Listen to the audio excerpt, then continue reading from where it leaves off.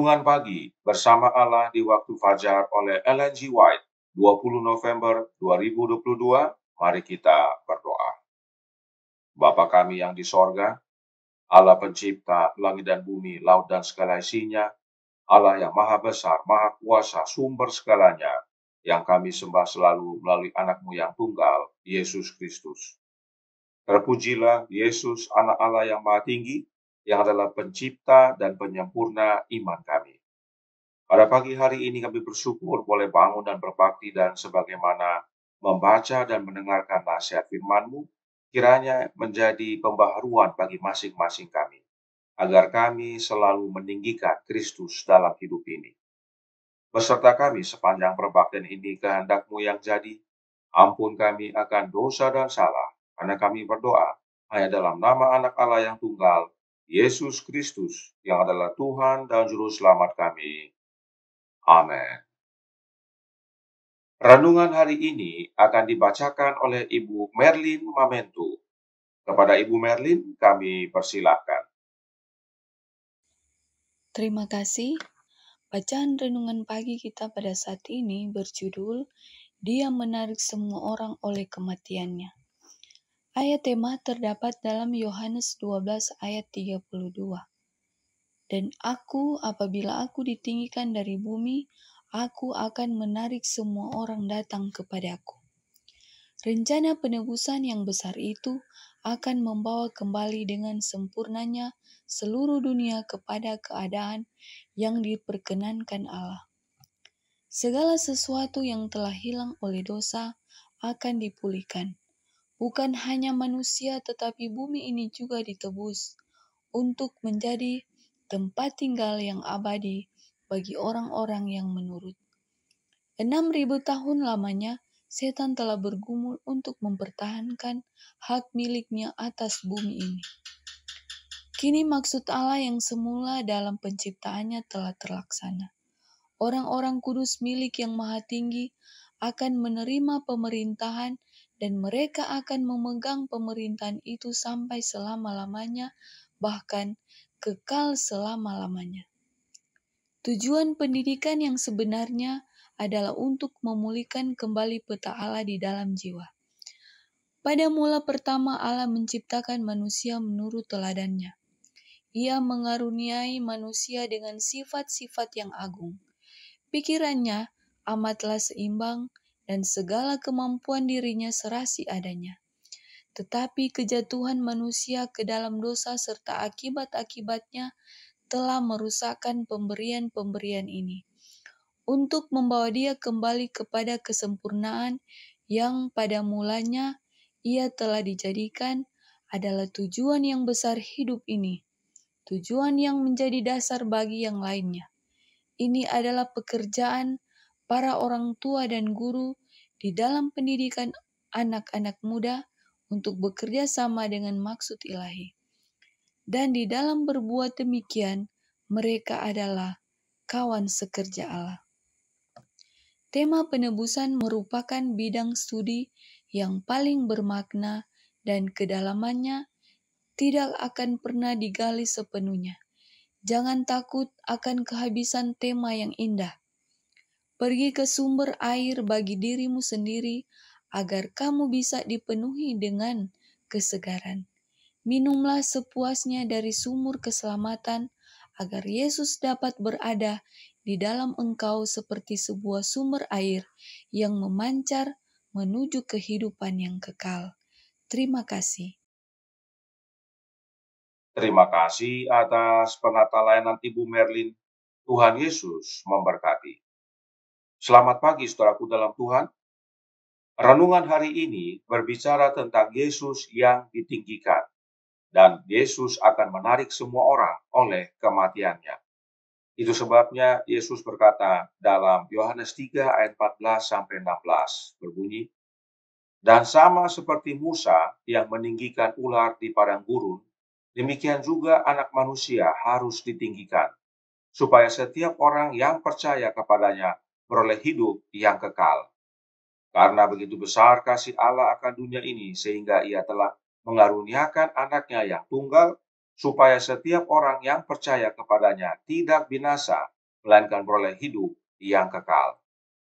Hal ini Yesus katakan untuk menyatakan bagaimana Dia akan mati, bahwa Yesus mati disalibkan. Artinya, ular tembaga yang Musa tinggikan di padang gurun adalah lambang akan kematian Anak Allah. Kematian Kristus di kayu salib sudah dinubuatkan. Itu sebabnya Roh Nubuat berkata dalam Kisah Para Rasul halaman 178 paragraf 4. Melalui salib, kita mempelajari bahwa Bapa kita yang di sorga mengasihi kita dengan kasih yang tak terbatas. Tidaklah mengherankan jika Paulus berseru, "Tetapi aku sekali-kali tidak mau bermegah selain dalam salib Tuhan kita, Yesus Kristus." Galatia 6 ayat 14. Adalah kesempatan kita juga untuk merasa bangga karena salib. Kesempatan kita untuk menyerahkan diri sepenuhnya kepadanya yang memberikan dirinya sendiri kepada kita. Salib adalah sebuah pelajaran tentang kasih Bapa kepada kita dengan kasih yang tidak terbatas. Nah, bagaimanakah kasih Allah tersebut diwujudkan? Dengan mengaruniakan anaknya, yaitu Yesus Kristus, oleh kematiannya di kayu salib. Karenanya Paulus menyatakan bahwa dia tidak akan bermegah akan hal-hal yang lain, tetapi Paulus bermegah hanya dalam salib Yesus Kristus. Mengapa Paulus hanya mau bermegah dalam salib Yesus? Kisah Para Rasul halaman 178 paragraf 2 berkata, kematian Kristus membuktikan kasih Allah yang besar bagi manusia. Itulah janji kita bagi keselamatan. Menghilangkan salib dari orang Kristen adalah sama seperti menghilangkan matahari dari langit. Salib membawa kita lebih dekat kepada Allah, mendamaikan kita dengan Dia. Dengan belas kasihan seorang Bapa, Tuhan Allah memandang kepada penderitaan yang ditanggung oleh anaknya, supaya menyelamatkan bangsa itu dari kematian yang kekal dan menerima kita sebagai yang dikasihi. Inilah dasarnya mengapa Paulus bermegah hanya dalam salib Kristus. Dan inilah pentingnya kita belajar tentang salib. Sebab salib adalah jalan untuk mendamaikan kita dengan Allah Bapa. Perhatikan Ellen White secara khusus menggunakan kata Jehovah dalam tulisan aslinya. Dan Jehovah ini yang sebagaimana kita sudah pelajari adalah Allah Bapa. Jadi, kasih Allah yang dimaksudkan adalah kasihnya Bapa yang dinyatakan melalui anaknya. Karenanya amalat kepada orang muda halaman 123 paragraf 3 dan 4 berkata, maka salib itu haruslah menjadi pusat perhatian. Salib itu harus bicara kepada segala manusia dan menarik mereka itu dari jurang yang sudah diadakan oleh dosa untuk mempersatukan manusia yang fana dengan Allah yang baka. Kuasa salib itu sajalah yang dapat memisahkan manusia daripada persekutuan yang kuat dengan dosa. Kristus menyerahkan dirinya untuk menyelamatkan orang yang berdosa. Inilah pentingnya belajar tentang salib dan mengapa Yesus berkata bahwa bila Dia ditinggikan, maka Dia akan menarik semua orang datang kepadanya. Sebab melalui salib kita dipersatukan kembali kepada Bapa dan oleh kuasa salib kita dipisahkan dari dosa. Dalam tulisan lainnya Roh Nubuat berkata, From Heaven with Love halaman 419 paragraf 4 yang berbunyi, dan apabila aku ditinggikan dari bumi, aku akan menarik semua orang datang kepadaku. Ini dikatakannya untuk menyatakan bagaimana caranya ia akan mati. Jika aku menjadi pendamaian bagi dosa-dosa manusia, dunia akan diterangi. Genggaman setan atas manusia akan dipatahkan. Inilah makna dipisahkan dari dosa, yaitu dilepaskan dari genggaman setan. Kita menjadi merdeka dan kemerdekaan kita hanya di dalam Yesus, oleh karena salib. Dan hal ini sudah terlaksana, sebab oleh kematian Yesus, setan dan kerajaan mautnya sudah musnah.